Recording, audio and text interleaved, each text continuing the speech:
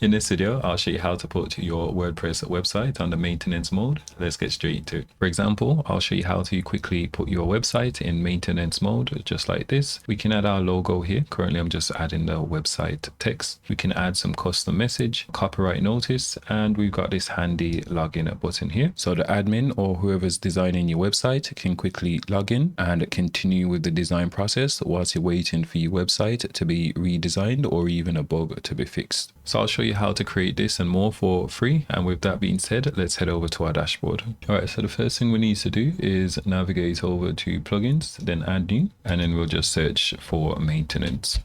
All right, and I'm going to install this particular plugin here by Web Factory. So let's install this, activate, and we'll click on maintenance. Okay, so we can add our page title here for SEO options. This requires a pro version, but if I'm honest, if you're using an SEO plugin, you can automatically set your site to no index whilst you create your design changes. I don't think this is needed. Again, we can add our headline, our description, our footer text, and we can enable front-end login as well. We can hit save changes. Okay, and then we'll go ahead and customize our design. So we can add our site logo, just upload it here. Then we can customize the width and the height. We can add a background as well and a preloaded image. We can customize the font. We can customize the background, the font color, the login color, and also the font family as well. What's quite handy with this particular plugin is we can also exclude certain posts, page, and also products as well. So let's hit save changes and let's copy this URL.